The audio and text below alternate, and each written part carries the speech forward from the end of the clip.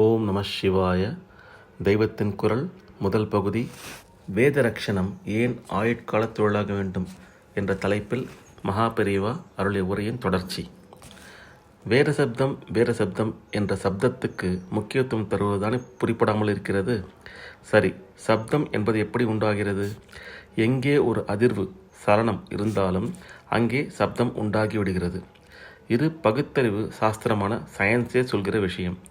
துணியில் சில விதமான சலனங்களை உண்டாக்கி பல தினுசான பேச்சு சப்தங்களை ஏற்படுத்தி இருக்கிறோம். சப்தங்கள் காதுக்கு கேட்கிறவையாக தோன்றுகின்றன. ஆனால் சிலவற்றை காதுக்கு கேட்க முடியாத மின்சார அலைகளாக மாற்ற முடியும் என்று ரேடியோ, டெலிஃபோன் முதலியவற்றை பார்த்தால் தெரிகிறது. நாம் பார்ப்பது, கேட்பது எல்லாமே இந்த மின்சார அலைகள்தான்.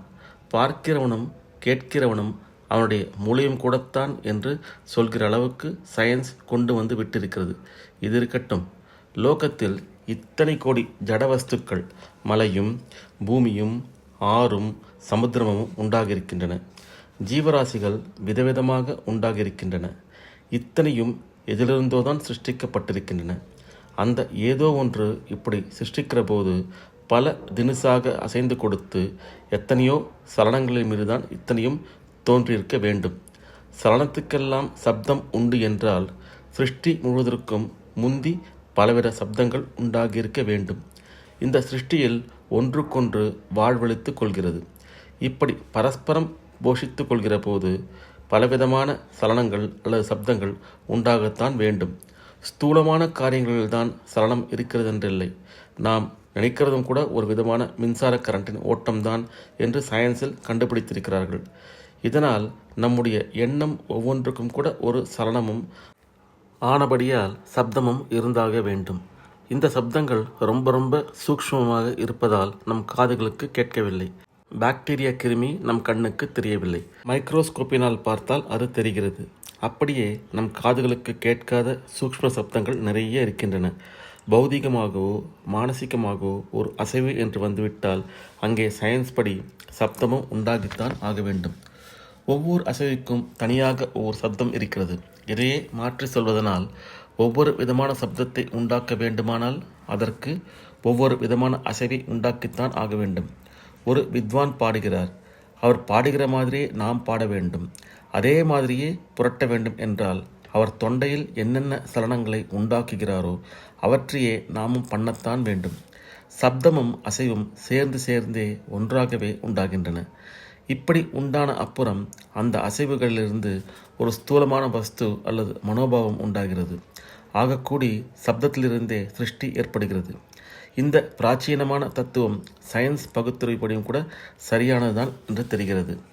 சிருஷ்டி, அதிலே நடக்கிற பல காரியங்கள், எண்ணங்கள், இவற்றின் மூலமான சப்தங்கள் ஆகாசத்தில் அப்படியே நிறைந்துதான் இருக்கின்றன. நாம் கையை தட்டினவுடன் ஒரு சப்தம் உண்டாகிறது என்றால் அது என்ன ஆகிறது? அது அப்படியே ஆகாசத்தில் தான் தங்கிவிடுகிறது. நல்ல காரியங்கள், கெட்ட காரியங்கள் எல்லாவற்றிற்கும் ஒவ்வொரு சலனம், சப்தம் இருக்கிறது. இந்த சப்தத்தை உண்டாக்கிவிட்டால் அந்த நல்லது அல்லது கெட்டதும் வந்துதான் ஆக வேண்டும். நல்லெண்ணங்கள் ஜனங்களுக்கு உண்டாகிறது என்றால் அப்படி உண்டாக்குகிற சலனங்கள் இருக்க வேண்டும். அவற்றிற்கான சப்தங்கள் இருக்க வேண்டும். இப்படிப்பட்ட சப்தங்களை நாம் உண்டாக்க முடியுமானால் லோகத்தில் ஜனங்களுக்கு நல்ல எண்ணங்கள் தோன்றிக் கொண்டே இருக்கும்.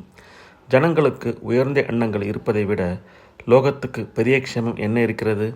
அப்படி எண்ணுவதற்கு அவர்களை தூண்டுகிற சக்தியை பெற்ற சப்தங்கள் தான் வேத மந்திரங்கள். அது மட்டுமில்லை, ஜனங்கள் ஜீவிப்பதற்கு ஆகாரம் அவசியம்.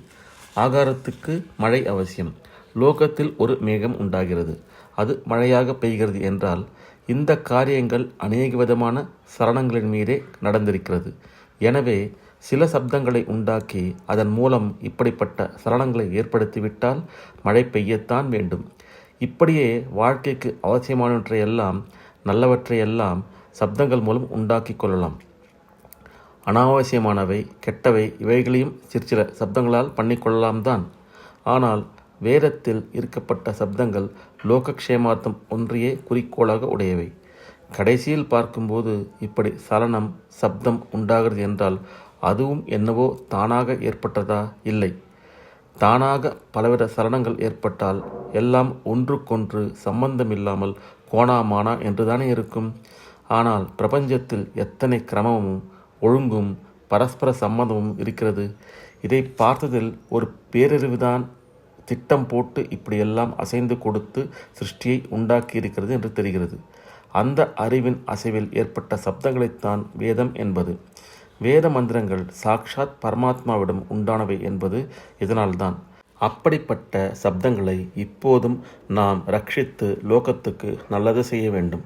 இப்படிப்பட்ட லோக க்ஷேமார்த்தமான சப்த கோவைகள் தான் வேத மந்திரங்கள். அதெப்படி வேத மந்திரங்கள் நம் காதுக்கே நன்றாக கேட்கின்றன. சிருஷ்டியில் பிரபஞ்சம் வெளியில் உண்டாகிற சப்தங்கள் காதுக்கு கேட்கவில்லையே, அதுவும் இதுவும் ஒன்று என்றால் எப்படி என்று கேள்வி தோன்றுகிறது. பிரபஞ்சத்தில் இருக்கிறதெல்லாம் ஜீவனிடமும் இருக்கிறது. அண்டத்தில் உள்ளது பிண்டத்தில். இதனால் மந்திர சப்தங்களை ஸ்வரம் தப்பாமல் எழுப்புவதால் ஒரு ஜீவசரீரத்தில் ஏற்படும் நாடி சலனங்களை கொண்டே ஆகாச வெளியில் லோகக்ஷேமார்த்தமான சலனங்களை பிடித்து கொடுத்து விடலாம். இது அறிவுக்கு ஒத்துக்கொள்ள முடியாததாக தோன்றலாம். ஆனால் அண்டத்தில் உள்ள பல சமாச்சாரங்களை கிரகித்து கொள்வதற்கு இந்த மனித பிண்டத்தில் கருவிகள், இந்திரியங்கள் இருக்கின்றன என்பது நாஸ்திகர் உள்பட எல்லோரும் ஒத்துக்கொள்ளும் விஷயம். அண்டத்திலே ஒரு சூரியன் இருந்தால் அதனுடைய உஷ்ணத்தை நம் தேகம் தெரிந்து கொள்கிறது. வெளியிலே ஒரு பூ இருந்தால் அதனுடைய வாசனை இங்கே நம் மூக்குக்கு தெரிகிறது. வெளியில் கரும்பு என்று ஒன்று இருந்தால் அதன் ருசியை தெரிந்து கொள்ள இங்கே வாய் இருக்கிறது. ஒன்று சிவப்பாய் இருக்கிறது, இன்னொன்று மஞ்சளாக இருக்கிறது என்று நம் கண் தெரிந்து கொள்கிறது.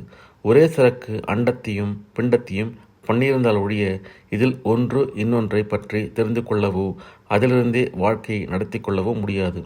இன்னும் ஒரு படி மேலே போனால் ஒரே சரக்குத்தான் அண்டத்தையும் பண்ணிற்று பிண்டத்தையும் பண்ணிற்று என்று மட்டுமின்றி அதுவேதான் அண்டமும் ஆகிறது பிண்டமும் ஆகிறது என்று தெரியும். யோகிகள் இதை பிரத்யட்சமாக அறிந்திருக்கிறார்கள். அண்டத்தில் உள்ளது பிண்டத்தில் என்று அப்போது நிதர்சனமாக தெரியும். ஓம் நம சிவாய. வேதரட்சணம் ஏன் ஆயுட்கால தொழிலாக வேண்டும் என்ற அருளுரையின் தொடர்ச்சியை அடுத்த பகுதியில் பார்ப்போம். ஓம் நம சிவாய. ஹரஹர சங்கர, ஜெய ஜெயசங்கர, காஞ்சி சங்கர, காமகோட்டி சங்கர.